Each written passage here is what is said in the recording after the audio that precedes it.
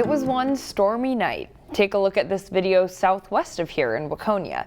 That system on Monday made its way toward the CCX viewing area. On Tuesday, homeowners were out assessing the damage. Fortunately for those in the Northwest Metro, the damage was minimal.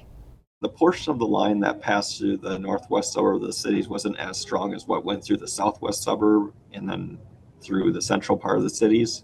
There was a specific area of the storms that had stronger wind gusts with it. Caleb Grunsky of the National Weather Service in Chanhassen says those wind gusts reached 60 miles per hour in the southwest part of the metro. It downed trees and knocked out power. This radar loop from Tuesday morning shows the system coming in from the west, through the Twin Cities metro and into western Wisconsin. Monday's heat and humidity were to blame. That's basically the energy for these storms. Having a very warm and moist environment allows for a lot of atmospheric instability, which is what the storms feed off of. So having a lot of that in place means you can usually have a lot stronger storms. Grunsky says to expect more comfortable temperatures for the rest of the week, though there is rain in the forecast for Thursday. While severe weather didn't cause any major damage in the northwest suburbs, it did disrupt city meetings on Monday night. Siren. Yep, it would be advised that we move downstairs. You likely heard the outdoor warning sirens go off. Here, they went off in Golden Valley at around 7 that evening. Hennepin County activates its sirens based on input from the National Weather Service. Those incidences include tornado activity or, as was the case Monday night, powerful straight-line winds. The storm disrupted Golden Valley's Planning Commission meeting for about 15 minutes Monday night as people moved to the basement.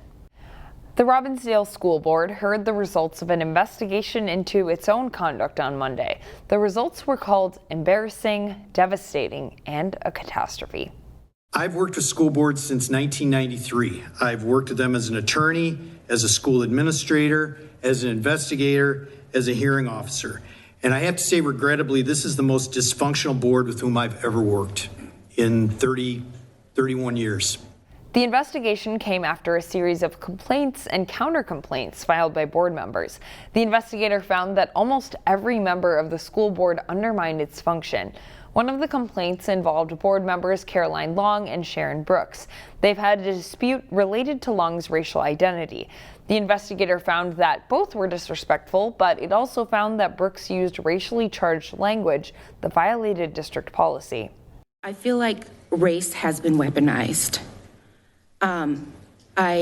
I feel like, especially towards me, there's been a lot of colorism that has happened on this board, where people are constantly, other black women are constantly denying that I am a black woman. I called her a white woman before, and she corrected me and said, I identify as black. I heard her call all of you white supremacists many times from this table. The board voted to censure Brooks. A separate motion to censure board member Helen Bassett failed in a tie vote. Up next, a story about not being afraid to pursue your passion. As Ellie Tolke reports, the owner of a Plymouth Macaron shop pushed aside her longtime job and ended up rolling into the state fair. So $10. Seeing Nicolette Krumhauer work in this food truck, you may never guess she majored in math and worked in corporate America for 20 years. Have a good day. That's when she took a leap of faith in 2018. And then do you need a receipt? To follow her passion of making macarons full time. We do the French macaron. I always say like macaroni, drop the I. Now she has 2 shops in Plymouth and St. Paul and a vintage food truck that has made its way to the Great Minnesota Get-Together for the 2nd year in a row. I've lived in Minnesota my whole life, and coming to the fair is a huge deal. So when we got in, I just got the phone call and I was just like hung up the phone and I went to my husband. I'm like, we got into the fair. We got into the fair. Like, it's everyone's kind of dream come true if you have a food business. And everyone's dreams can come true, even those with food allergies. Nicolette says this is the perfect treat for a whole other population to enjoy. At first I was like, oh, we're not really a state fair food, but people are loving them. And it's really nice because they're gluten-free. Her truck features fun flavors like sweet corn, cotton candy, root beer float, and mini donut macarons. She estimates selling around 500 to 600 packages a day, and hopefully with the crowds to come, even more. So the first 2 days of the fair were record-breaking attendance, so it was crazy busy, which was awesome. The next few days were a little warmer, so now it's gonna be perfect weather days, so it's gonna be really good. Nicolette plans on keeping the truck alive by attending more festivals and fairs in years to come. But for now, she will soak in the 12 days of the state fair. I love the fair. I love all parts of the fair, so it's so fun getting kind of a behind the scenes at the fair, and we just get to know all the people around us, and it's like a little family in the West End area. Ellie Tolke, CCX News. You can find Nicolette's macarons in the West End market of the State Fair near the History and Heritage Center. Finally, this segment, a much-deserved honor for a longtime member of the CCX family. Former CCX News reporter Sonia Goins was recognized by the Minnesota Lynx for the team's Inspiring Woman platform.